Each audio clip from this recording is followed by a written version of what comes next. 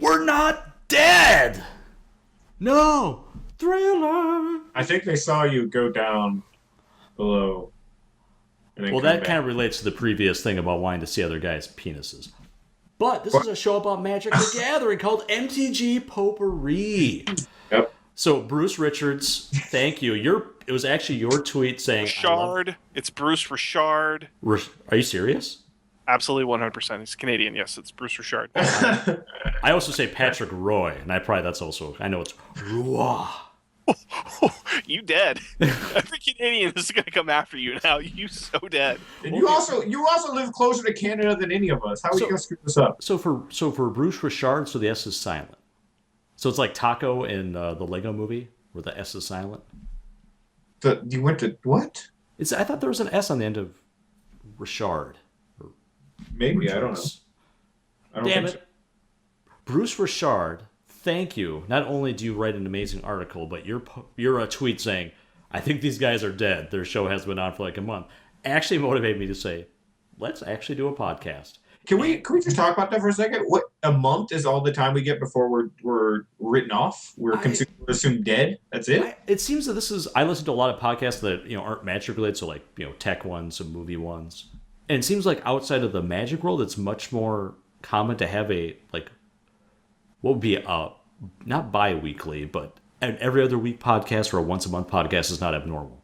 I don't know if you guys have noticed from the Magic world, though, if you're not once a week, you might as well not record. Well, a lot of that is just how quickly the content changes. It would be like if you had a Game of Thrones podcast and you only podcasted once a month, you're talking about 4 episodes or whatever, which is just way worse than weekly. Yeah.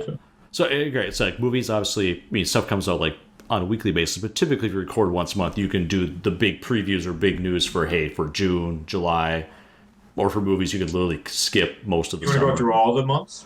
There's May, isn't there? That's my favorite month. Actually, what is your favorite month?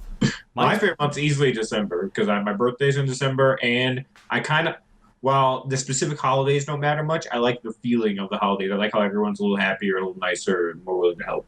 I like that. And it's snowy usually, so people are like more willing to lend a hand. They see you in need or whatever. I don't know. Pass out in the snow, having your fun. That's exactly where I was going with it. Yep. So much yellow snow. You know what my favorite month is, Tom? What is it? It's November. That's close. That was going to be my month. It's almost like December, except better, because Conley's birthday's not in it.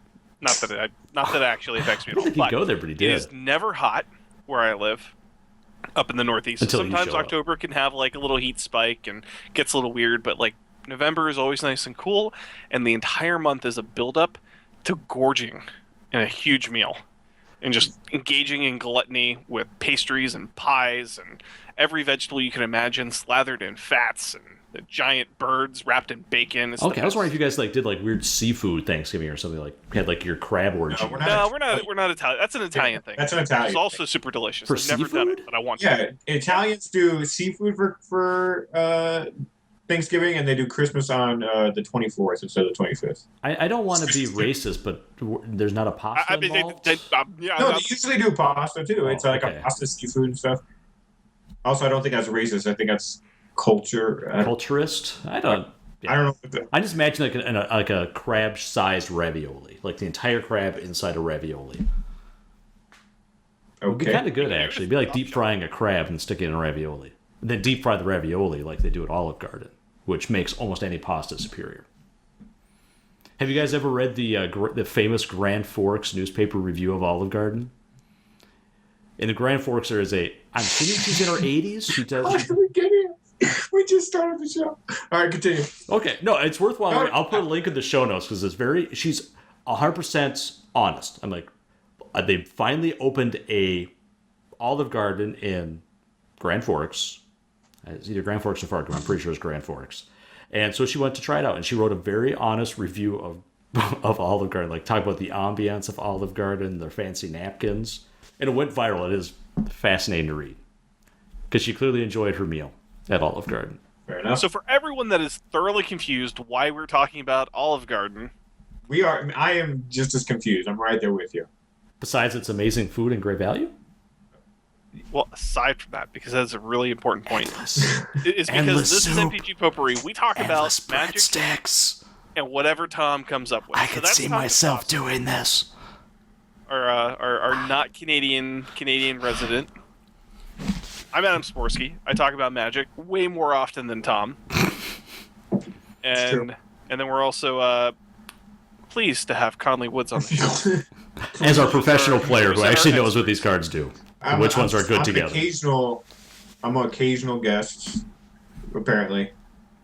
As in, like, every Buzz regular. I'm just surprised you come back every time. I mean, I expect everyone to be the last.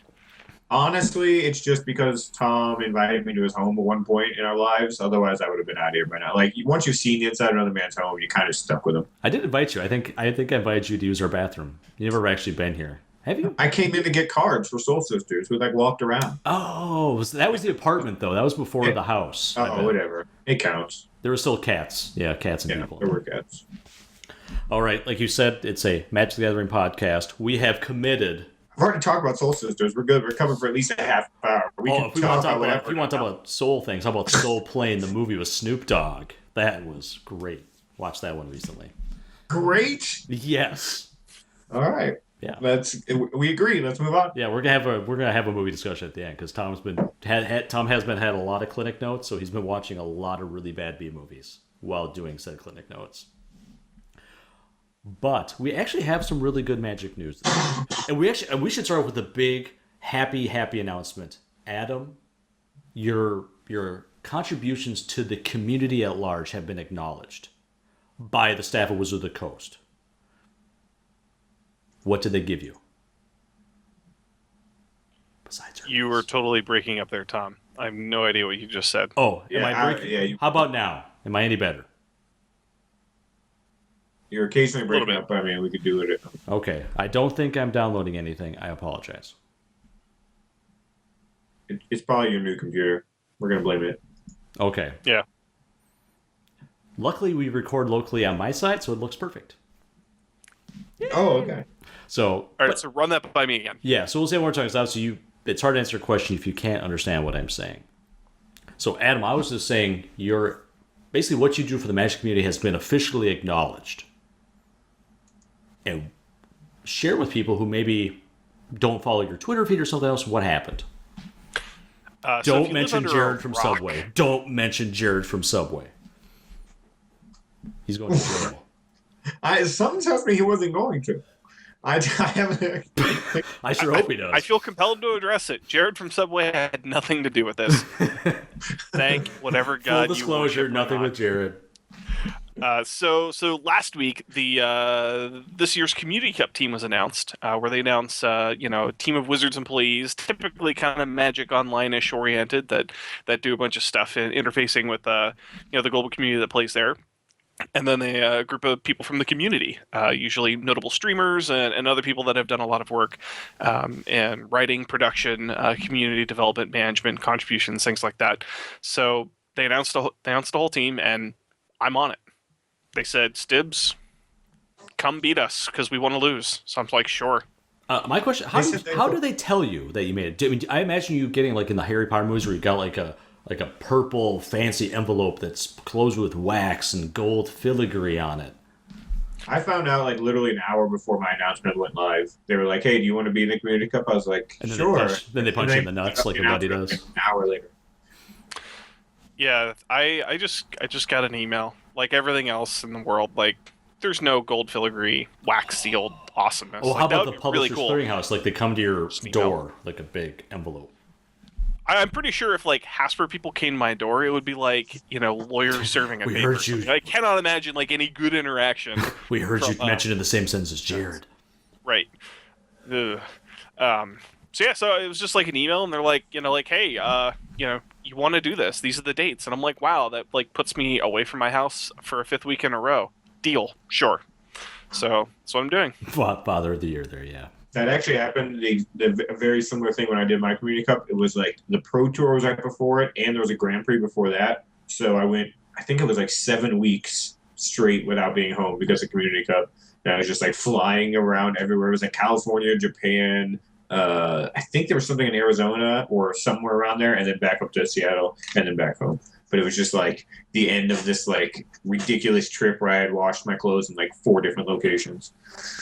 So I feel like I'm going to get kicked off this podcast because I'm literally the only person that hasn't been on the Community Cup. No, Conley, for you, were you community or pro? Or Well, it's community versus wizards, so there's Okay, so you're like community. pros are in the community side for the most part. I mean, I guess there's pros that work for or former pros that work for WotC that are on the wizard side. Okay, but you're on the community team. Yeah, and then some people have been on both sides. Like Gavin was on both sides. This year, I think somebody else gets to be on the other side for the first time. I don't know. Sam Stoddard's been on both sides, I think. I feel like, if I had any chance ever to be on, it would have been about 6 years ago, so I'm pretty sure my ship has sailed for a Community Cup appearance. It's fair. I mean, people could have said the same thing about Adam. And I'm not very good at Magic, which also doesn't help my chances. People said the same thing about Adam. Oh! Yeah, I don't really have like a talent, like a weapon to bring to the team. Like I thought, like, oh, I do this Iron Root Chef thing. You know, that was something Mike Lindemann and Anticipatori kind of come up with, and Nate Holt got on board with. So like I felt like everybody that wanted to do it was great. And so like we got Robert Schuster, so he's on the community. He's on the Wizards team this year, and so he was able to come on and Gathering Magic and do the Iron Root Chef kind of challenge this past week. And like right now, I have no idea if I'm going to win. So apparently, like everybody really liked like making things that aren't even insects, like giving them butterfly wings, over like my Circle of Life thing with my daughter. So I don't know. I'm probably losing the first thing that the community team can lose. So go me. So I mean, is the games played or wherever the formats, is that the same every year? Does it change up from Community Cup to Community Cup? It changes up. I mean, Iron Root Chef's kind of become like an ongoing kind of thing where you build a flavorful deck and everybody kind of battles with them. But they've like widely varied the forms. I think last year they showed off Konstantarkir, like the beta server for that on Magic Online, so it was like one of the first Konstantarkir drafts, and people can kind of see the format for the first time, like right before the pre-release or right after the pre-release, before the in-store release. So it's kind of like a cool sneak peek kind of thing. So I imagine like the timing seems to line up with that, but like I have no idea what the formats are yet. They haven't announced them. I mean, is there going to be a commander one? It seems like that you might actually be their secret weapon for. If there is, the secret is I'm also bad at Commander.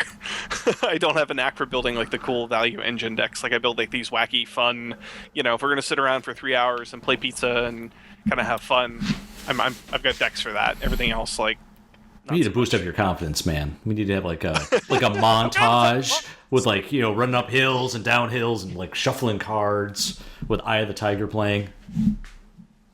Yeah, I'm confident my teammates are going to carry me. That's my plan, is to help them do the best job they can carrying me.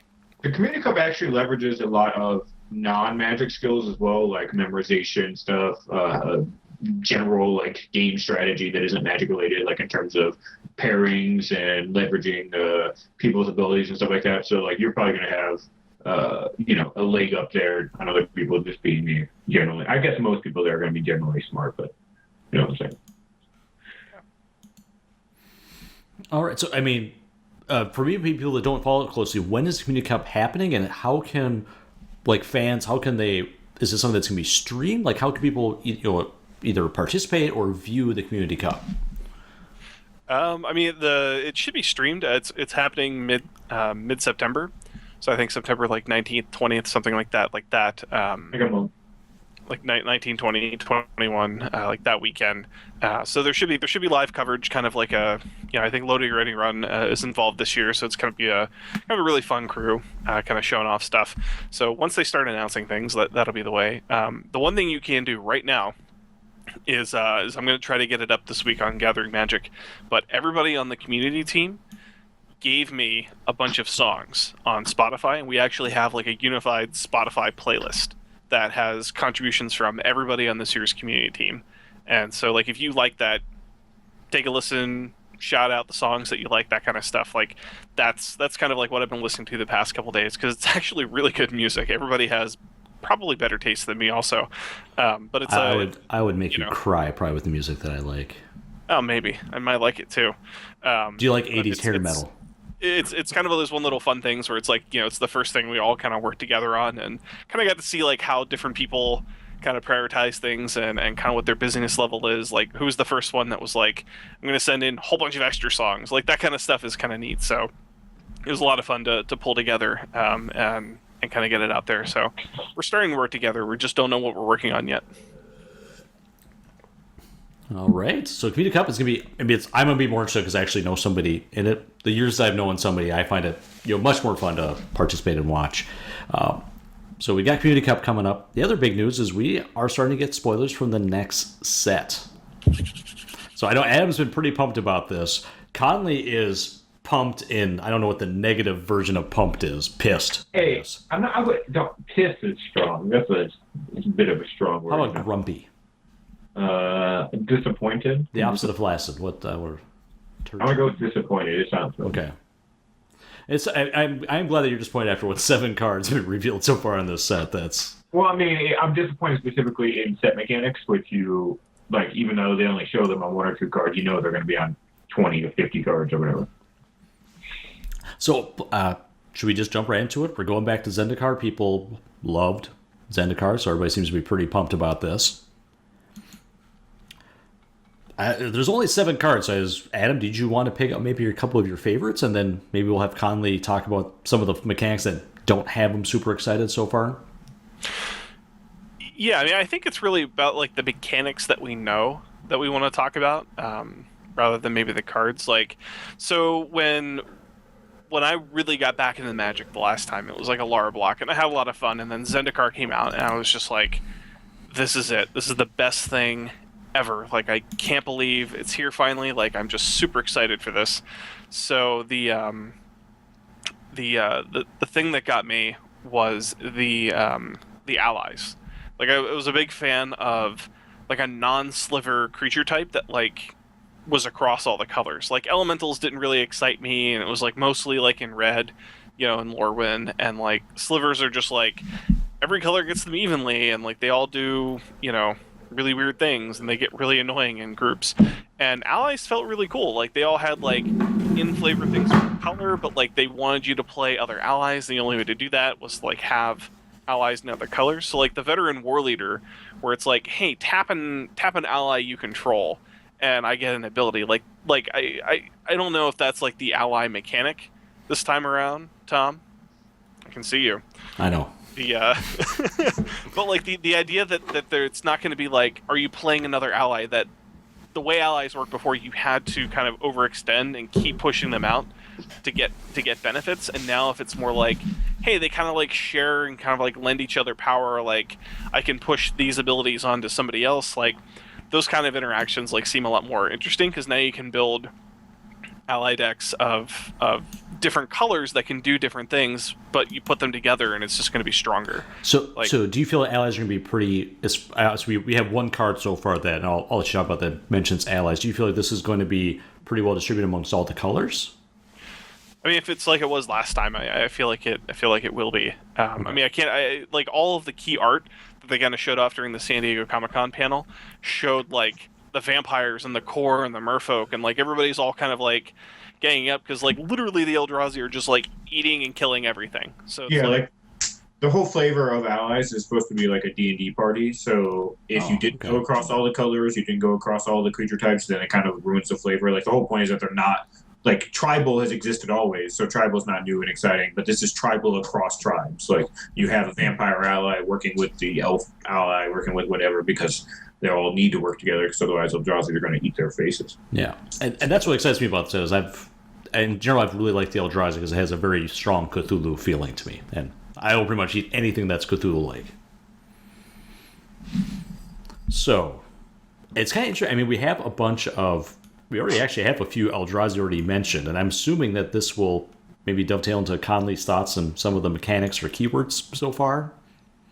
Well, so the first keyword is rather simple in terms of the keyword itself. It has larger gameplay applications, but ingest, I think ingest is fine.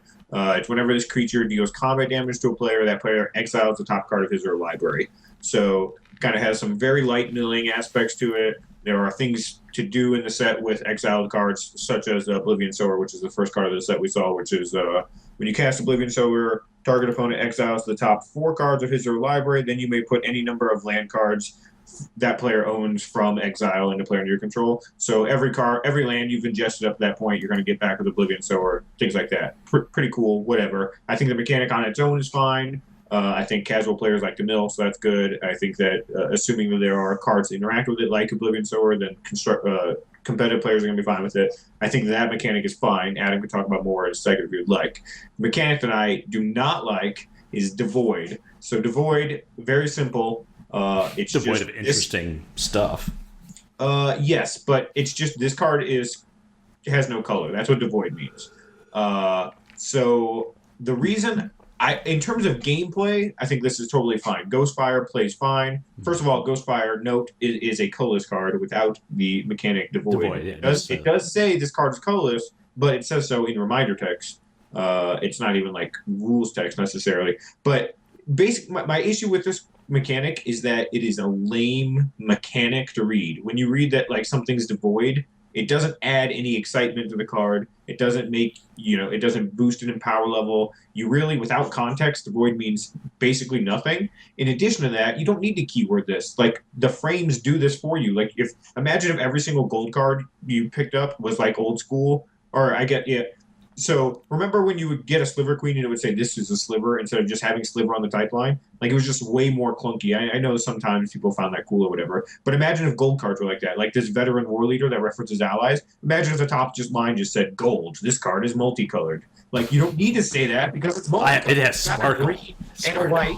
That makes it multicolored. If the frame of Devoid cards was just looked like Forerunner of Slaughter or like Dominator Drone, those cards are colorless. I don't care what their mana symbols are. You can just go, hey, this card looks colorless to me. It's probably colorless. I think that, like, any rule that they set up for themselves to not be able to do that is both unnecessary and lame, and it led to what I feel is a very lazy keyword, basically. I think that the keyword will probably play great. I think that interacting with colorless things is cool, but I just don't think you need to keyword it at all. And I don't know. It's like, every enchantment creature didn't have to have reminder text as enchantment creature. You just put it on the type line or whatever. Like, there had to be... They even have...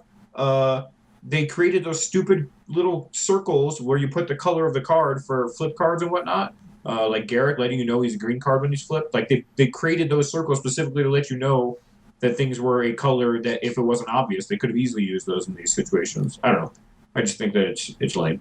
I feel like this is more for newer players where they may not understand or know yet about the card frame, kind of the information that tells you, be like, oh, hey, this card doesn't have a color. I get that. So Conley, Yeah. So I have a question for you from a designer standpoint. So I think there's a very obvious reason Devoid is a thing, and I'm kind of curious, like, what you think of this idea. So the idea of like the colorless Eldrazi, like that's what they were, and it's like really this kind of cool thing. And then there were like some colored ones, but they were kind of like the little minion types. They weren't like any really big splashy ones. Yeah, there were no.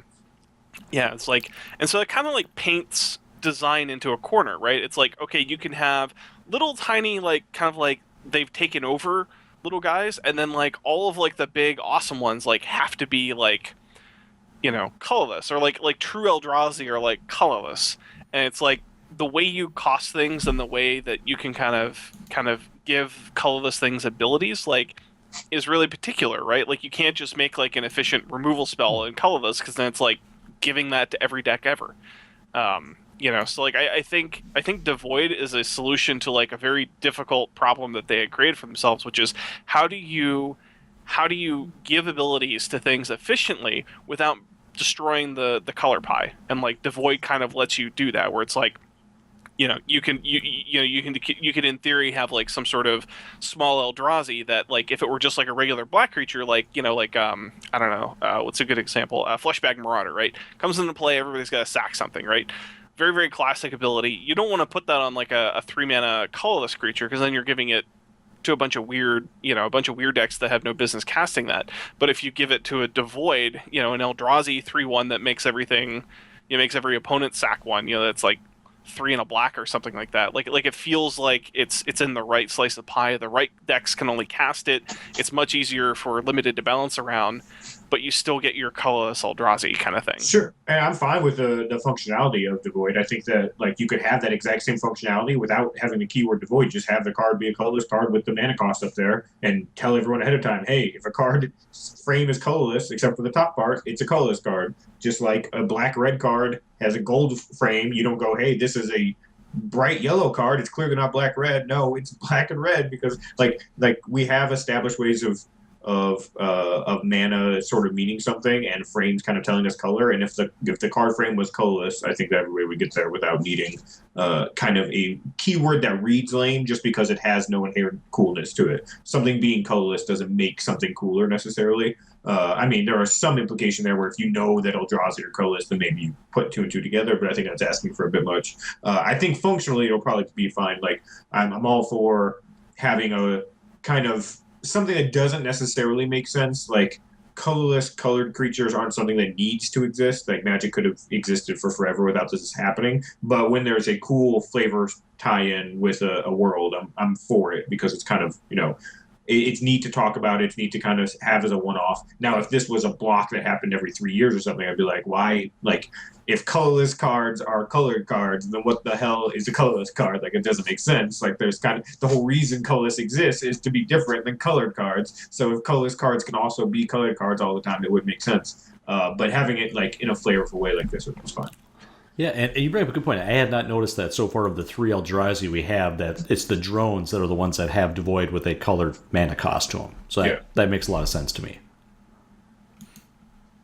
So, I mean, I like the Eldrazi drone. I think it's kind of a neat tribe, or whatever you want to call it. So it's going to be fun that we actually have some smaller ones that are, quote, colorless, that do things besides just poop out drone tokens. I'm kind of excited for that. Also, these guys being Eldrazi like this, the previous Eldrazi drones couldn't be cast by things like Ugin because Ugin only affected colorless creatures. Mm-hmm. So even though they were Eldrazi, they didn't get affected, whereas like these guys can, even though they're not colorless. Colored with, but their color identity is their mana symbols and So this is something where I don't know, Adam. I haven't read your kind of latest article yet, the Ask Dibs questions. But did it come up about Devoid with Commander? Is that already been asked? No, because I had asked Will before this week's announcement with the Battle for Zendikar dual deck. Yeah, Matt Tabak got a bunch of rules questions about it. It was like, can we use these in colorless commanders? You know, and it's like, see Ghostfire, please. No. Like short answer, no. Long answer, no. Well, I think it did help when I read kind of the difference of what color identity versus color was. I mean, then it made sense. Like, oh, okay, it doesn't matter what my text box says. I just have to, kind of like Conley says, I'm looking at the card and it says, I see a black and a red mana symbol. Too bad, this is not going to your Memnart deck. Right. Which is accurate. Was that? Which is accurate. Yeah. So I'm trying to think of it. I mean, so far we just have you kind of talk about the different drones, which I think are pretty cool. Adam, did you want to tell us a little bit more about the veteran war leader? So he was our human soldier ally creature guy that we have so far. Yeah, I mean, he's not that crazy sexy. I mean, he's just like a kind of he's like a Keldon warlord, right? He's costs 1 green white, and he's as big as the number of creatures you control. So like Scion of the Wilds, like that kind of card. So like the more creatures you have, the bigger he is. But his kind of like ally ability is you tap another ally you control, and you can give veteran war leader first strike, vigilance, or trample until end of turn. So it's like kind of one of those things where it's like he is like, you know, on top of the ally army, and like you tap 3 allies, and you've got a first strike, vigilance, trample dude that just kind of like whacks in really hard, and then like when somebody attacks into you, you can block and give it first strike and stuff like that. So it's one of those, like, you know, that's what I meant by like kind of like, is that the ally thing, like lending abilities to each other, like kind of like that teamwork kind of feel, rather than like you know, the constant stream of allies making them all stronger and stronger and stronger. Like, I like the teamwork aspect, the ability to kind of use different allies to kind of assemble like a much better ally when you have them. Yeah. that's why I find it interesting. Like, I'm really curious to see like how that plays out. Like, is this the representative ally for the set? And personally, just from a flavor standpoint, I do like, even though it's probably not great, Retreat to Kazandu, just because it gives me sort of that Kudzu Vine Lasher vibe, where I can play lands and make my creatures bigger. That one I kind of like, because I loved Vine Lasher Kudzu a lot. That card was out. Because it was a plant. I played that card many times. I had a vintage deck that revolved around Fast Bond, Oboro, Palace to the Clouds, and Vine Lasher Kudzu, and winning on turn 2. Nice. Now, have you guys ever played an actual game of Magic and cast the actual Kudzu enchantment?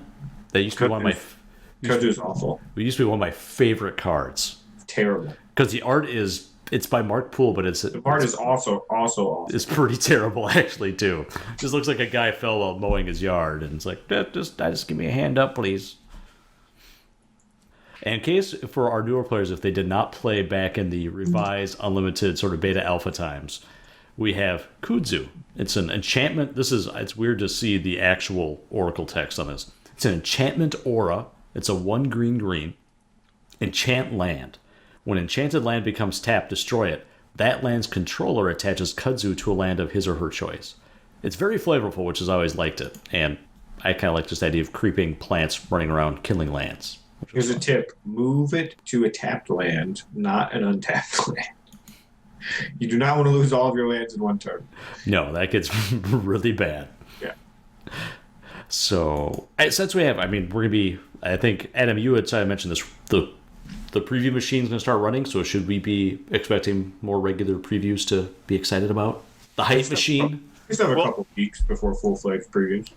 Well, not really, because this is the big fall set that's kind of tied into PAX. So earlier, I think today or yesterday, they announced they're doing like basically a big spoiler show at PAX. So traditionally, PAX Prime has been host to basically like a kind of an exclusive Magic party where visitors rented out a kind of like a venue and would have like a big dance party with like food and drink, and like you'd have to kind of jump through a bunch of hoops, and a limited number of people could earn entry to this like big party. And at the party, they would show off cards and all sorts of awesome stuff from the new set. Like for like the year they did Return to Ravnica, they showed like the Gatecrash guild mages without like their text. So like it showed like all the guild stuff. Like there's going to be a new cycle of guild mages. It showed, dual land, the shock lands were back. Like that whole kind of thing. So that's been going on. I don't know since Zendikar. Zendikar I think was the first one where there was like a Hedron with like a $20 bill origami lotus in it. It was like $1,000 or $500 something like that, and somebody got that lotus of cash. I would rather have an actual lotus. Right. Yeah, so we're going back to Zendikar. So instead of going back and giving like maybe everyone cash origami lotuses of $500 and $20 bills, they're actually like kind of doing an integrated effort with PAX itself. So there's going to be like a live spoiler panel with like I think Will Wheaton and Felicia Day, and kind of like a. Oh, I can't. Felicia, if I hear Felicia Day one more time, I'm gonna fucking barf. Overexposed. Will Wheaton though can do no wrong. Sure. So they're putting on kind of like a show for that, and throughout I guess Saturday, kind of leading up to the party, kind of they'll have the crescendo of like spoilers, and then like the party is kind of like an open, anybody that goes to PAX can show up to this. So I suspect it's going to be a little different than it's been in years past. I don't think they're going to have food for 5,000 people or something like that. So I'm not exactly sure how that's going to go down.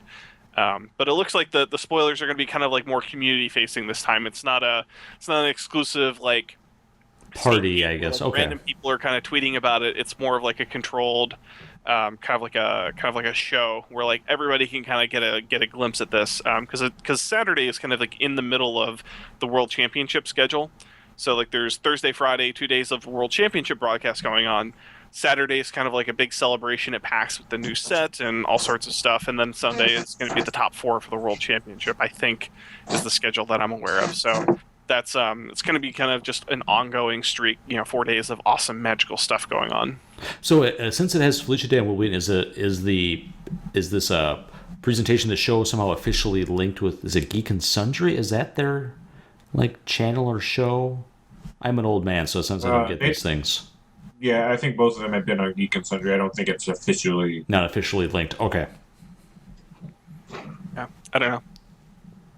So I was going to say, are you going to PAX, Adam? As part of the coverage? Okay. Yeah, I'm going to be part of the coverage for the World Championship, and then Saturday and Monday are kind of my days off, so to say. So I'm going to be trying to do Commander and pictures and kind of share. I'm going to make it Monday is when the panel is the big. They always do like a big creative panel, so I'm really looking forward to that because they always have a couple things, a couple gems just for that, and it goes a lot into like the story and like the flavor and kind of like what's really going on. So like I'm interested for things like they're going to talk about what devoid means, like in the flavor sense, like.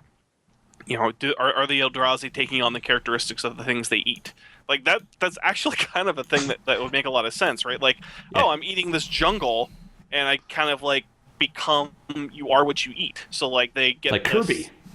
They get this greenness to them. They're still colorless, they're still Eldrazi, but like there's a greenness to them. I don't know what they're gonna say, but like that kind of like if you're interested in like understanding a little bit of like the flavor ramifications of the mechanics that are in the set, like that's always a real highlight. Clearly I like it, so I'm looking forward to it.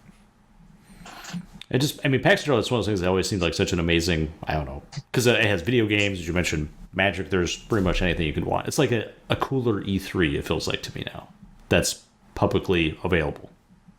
But usually sells out really quickly, doesn't it? If somebody wanted to go, is it too late already to go to PAX? Probably. It is very difficult to get tickets. I had a friend who decided to go kind of at the last minute, looked into flights and was like, I can make this happen. And so I was able to find a pair of tickets for her. I'm looking for a pair of tickets for her husband now. So, we'll see how that goes. It's very, very tough to get tickets now. I got very lucky. I just happen to know a lot of people, and I found the right connection that got me to one. So, if you want PAX tickets, it's usually you've got to like hover over the PAX Twitter handle, waiting for the announcement that it goes live, and then you've got to get in the queue immediately because for 3 years running, I've tried to get my own tickets, and I get to the queue 30 minutes late because I'm invariably busy with something else, and it's far too late at that point. So, and then Conley, for you, have you ever gone to like a PAX or something similar? Never to a PAX. I mean, I've gone to Gen Con, but I didn't know something with for the company with designing oh, games. No, I'm sure I'll be attending more of that kind of stuff once our games are live. Okay, that's what I was kind of curious if you would be like kind of presenting or even like showing them at something. Oh, probably, especially our one of our bigger projects that we're working on. But yeah, I'll probably be at some booths and or giving some presentations at some point in the future. But up to this point, everything's been under wraps, so not much time. Well, if you ever come to Minnesota, we'll take you to Culver's. So I know somebody else really likes Culver's. I grew up in Chicago, first of all. I've been to Culver's many times. Do they have them in Colorado? They have a couple, yes, but I don't go to them because they're like pretty far away. Yeah, exactly. So you're in I spent 17 years in the Chicagoland area. Withdrawal. That means it's more ingrained into the custard is part of your bones now. The thing I miss the most is gyros by far. It's not Culver's. It's just a good gyro. You can't get good gyros out. We have Dino's gyros. It's like a chain. They're probably really good. They're probably being Minnesota gyros. Yeah, that's what Minnesota's known for. they're no gyros. What were you even talking about? It was something. Oh, PAX. What PAX? Yeah, I'm not going to this particular PAX, but I, as I said, I'm sure I will be attending more, especially next year. Probably be a hot point for us. Cool. Well, what else we got? Oh, we got some mulligans going on that are going to be official. The thing could vote by now for how long it's been out, but officially it's live now, or will be live. No. It officially will be the rule once it's the rule, but it's not the rule yet. Give me a fucking day. Give it a date. No, I mean, we know the day, but it won't be the rule until Battle for Zendikar. It's so annoying. Just make it live. I just want to go to the Wizard of the Coast. It should have been live the day that they announced they were potentially going to use it at all, because... Instead of Adam's article, I just wanted just one page that just says, Mulligan is live today. Tomorrow there will be content again. The thing is, like, I understand that they were potentially worried about degenerate decks using the new Mulligan rule to become more degenerate. That was the fear. But the test case for it was a standard Pro Tour, where that is basically not going to happen because the deck's not powerful enough for looking at one card to make or break an entire archetype, basically. Second of all, what data besides that were they going to get back to go, nope, we don't like it? Like, nope, players hit their third land drops too often. We're not okay with that. Like, I don't understand what they were possibly just waiting for to get confirmation to go, yeah, like, you could have just talked to players. You could have had players test it. You could have brought in some pros and had them play 10 games and mulligan every time and go, hey, did you like this better than the other mulligan? And they would have gone, yes, I like not getting mana screwed in one less game out of the 3 that I mulligans. That's awesome. And then we would have moved on. And we were all on a great rule. Instead, we've been talking about this stupid thing for 4 months, and none of us have officially been able to play with it yet. And then today we get announced that, hey, you do get to officially play with it, but not until it's officially released another 2 months from now. Yeah, with Battle of Zendikar, right? Is that the official with the release of Zendikar? Well, Battle of Zendikar release. So you technically, I don't even know if this will be in place for the pre-release. See, that was my question. That's confusing. Which will be. I'm like 90% sure it's for the pre-release. Like, but the pre-release forward, like you get the new set because it's like Magic 2010, right? When the new set came in, that's when like mana burn went away. That's when, like the rules changed. Like as soon as that hit. But they're all those cards are released though. That's where it's confusing to me. I think a lot of players are going to show up and not necessarily. The headline on dailymtg.com for this article: new mulligan rule starting with Battle for Zendikar pre-releases. Pre-release. It said pre-releases. Okay, I'm corrected. Let me pull it up. I mean, that is a minute thing. That's 1 week apart. But we still have to wait another 6 weeks? Is it 6 weeks or 5? Something like that. Like a month and a half or to 2 months, something like that, before the rule is in effect. Up to that point, I read a couple of judge articles where even if you and your opponent agree to use the new mulligan rule, you are not allowed to. Basically, the only place you can use the new mulligan rule until Battle for Zendikar is kitchen table commander type stuff. Yeah. So do not try to mulligan and then scry. Okay, and it says it'll also be live for Magic Online with the online pre-releases too. Okay. I mean, if it took them more than one dude and an hour to get this coded into Magic Online, I would be very disappointed since Scry is already in there. It's a house of cards, man. I don't know. Scry one. Like, you just have to put, did player mulligan, yes or no? Yes, Scry one. That's, can't take. Em, do you feel like from your side, at the pre-releases, is this going to be like, is there going to be like big posters about it? I feel like there's a lot of players that go to pre-releases that may not have been exposed to maybe a lot of the coverage of this. I mean, it's not a hard concept to really like. If you just don't know about it. If a judge just before each tournament, like for the first month or whatever, just goes, "Hey, remember, if you mulligan, you get to scry one before or when you're finished mulliganing." So you think it's just be kind of part of that sort of pre-tournament little. I'm sure. I mean, good judges will certainly announce it. I'm sure that some places that don't have judges or whatever will let it slide, and then there's plenty of places where the players are going to police it themselves and be like, "Hey, remember, you mulligan, you can scry," and also like. If you mulligan and don't scry, it's not the end of the world. It's not like the game's ruined and we can't continue and, what would have happened otherwise. I mean, like, you have a little bit of, what would have happened, but it's not like, we were in turn 10 of this game and some crazy rules that are actually happened and we can't go back and fix the game state. So, I don't know. I think that it'll take some getting used to. Players will probably make incorrect strategic mulligans for a while just because they're not. There's a couple of small factors that probably change them percentages, but at the same time, like it's basically pure upside. Might as well just enjoy it. In general, it seems like people are going to like it. It's hard. You get more options. I know most people are going to like that. Really exciting topic because we're just like all sitting here looking at it. Super exciting. Look at it. Just look at ourselves. So now it's just time for the outro. Mm-hmm. Since it's already this far into the show. Are we good? Yeah, no, we're good. Oh, let me hit the audio recording. Exactly. I knew something It's going. He hadn't pushed enough buttons yet. Yeah, it's like Mission Control, where it's like I'm Skyping and I got this recording going and video and I got the webcam. And so Tom's computer hates us, all of us. MTG Potpourri as a group, all of us are hated. I think it's probably that I'm doing this down in my workshop, so that's why there's a cat kennel right there. Also, why there is a box of nitrile gloves sitting next to my computer, as I'm in a workshop. Not my torture den. Not a torture den, just so you know. But next week I will plug. I'm using just the built-in Wi-Fi. I'll get an actual antenna dongle sticking off this thing. So it's even more Frankenstein-like laptop already because it has 600 things coming out, but I'll get one more for a better connection. I feel like Tom's. What's that?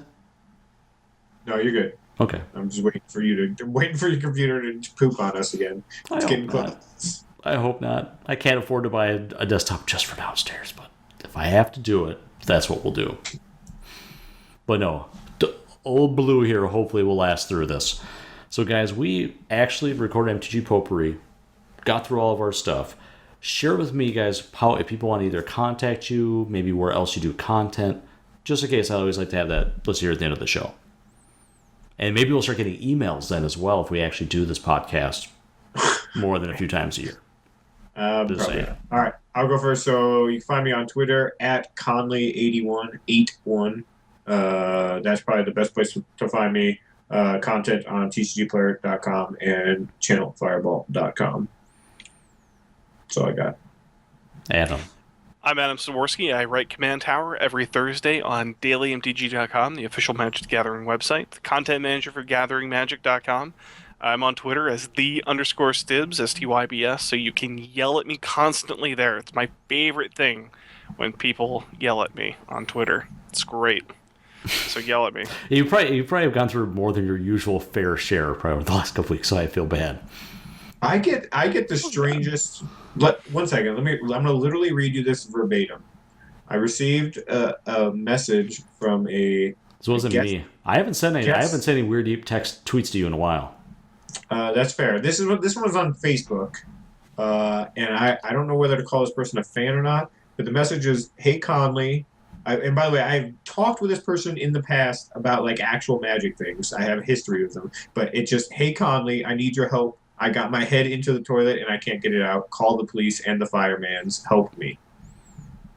I'm going to say that's a fan, because unless they have a really little head, it would be tough to get that stuck in the toilet. Or a really big head. They also had the wherewithal to type "help me" in all capitals, so they knew that they were in some actual dire need. But that's the kind of stuff that you get on social media every once in a while when a bunch of people have your information. Yeah, that's yell at me on Twitter, but I will not help you unstick your head from toilet. Sure. Just not my wheelhouse of expertise. But if it was somebody you knew well that contacted you, say through Facebook, and lived close by, where you physically could go render assistance in a timely fashion. I feel like if they have the ability to message me on Facebook for help, that they probably should be calling someone more qualified and or of closer.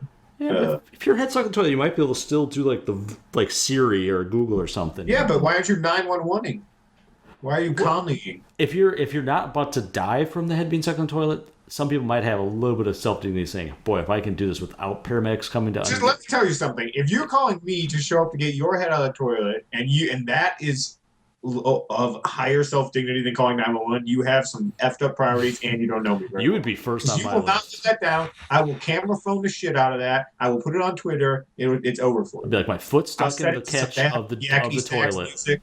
You'd be like, "Why are you naked?" I said, "I 1 in 1,000 chance. I was on the unicycle. I fell into the toilet naked and got stuck." I'm just saying, if any of my friends ever zip up there, you know what?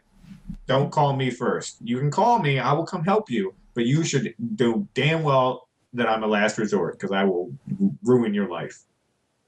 Right. Toilet Man Tom, take us out. Yep.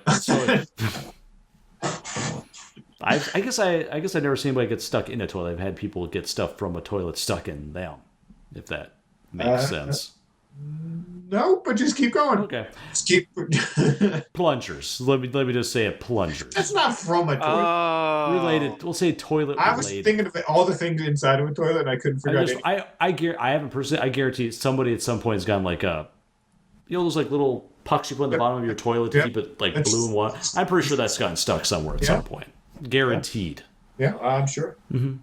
So if you want to contact us, the show, I love getting tweets, because I'm actually one of you guys tweeted through the MTG Potpourri Twitter feed. I was impressed. Usually I'm getting 99.9% of the tweets from that are from me. It was not me, because 0% of the tweets are from me. So that 0.01 was Adam. I was impressed. So it was actually it It was Yeah, actually it probably a real had thought. spell check and relevance. Mm-hmm. It did. It didn't talk about us taking podcasting fiber supplements to become more regular for podcasting. I was pretty proud of that one. And it wasn't some sort of weird comment to Conley when he started talking about, I'm going to get myself in trouble. I don't know if you played Dota or League of Legends. It's one of the two. League of Legends. League of Legends. When you start using all the, jungling your lanes with 3-on-2s, tops, and all the random other things I've seen you tweet about. Yes, they're called words. They have context. And they're abbreviations that make no sense when they're all strung they make together. some sense, just not to you. Yeah, that's true. To sane people. So at MTG Potpourri, we love to get tweets. We also love emails. We have the longest email. We're actually in the Guinness Book of World Records for longest email address of all time. So it's mtgpotpourri@gatheringmagic.com. If you don't believe me, go look it up. And you can also follow me on Twitter at PSGReader for usually talk of B movies, kid photos, and cat photos. So if aficionados of any of those, if you're aficionado of my kids, stay away. But of cats just to be clear for any of our young listeners out there, when he says B movies, he doesn't mean the insect. He means bad movies. What do you mean by B movies? I get it. Yeah, I get to see some people with, getting a movie recommendation. Like he likes M. Night Shyamalan movies. That one sucked. All right, we're at the end of the show. Besides the technical difficulties, and again, now it is completely cleared But up. the thing is, they don't even know. Why'd you have to mention the technical difficulties? They didn't even know. If they ever listen to Monday Night Magic like once in the 6 years on it, they know that technical difficulties is part of the roadmap. It's true. Yeah. Conley, were you with us when we even like pre-Skype days when we still used Gizmo? It was like before there were Skype recorders. Yeah, I was God. the first couple times I was one of the people you had call in and be a guest. Yeah, so Gizmo. It was the only option you had, but yeah, that thing. And we did some talk shoe for a while. Oh, talk shoe. The call quality was worse than it was so bad. I couldn't hear. We would have people call in and ask questions, and I couldn't understand what they said. I loved it. Oh god, it was just the chaos though. It felt like a digital campfire. It did, and then especially everyone's when sitting around just talking over each other. Nobody's making sense. And then the random questions that people thought was a show about like magic tricks and would ask us random questions about magic tricks. Because you left open to the public and we would just get randos. Yeah. Well, I went to Las Vegas and I saw the show where people would they'd go in a sheet, they come out, they're wearing a different outfit. How do they do that? We were able to answer the question though, which I was impressed. Adam, do you know what that type of magic is called?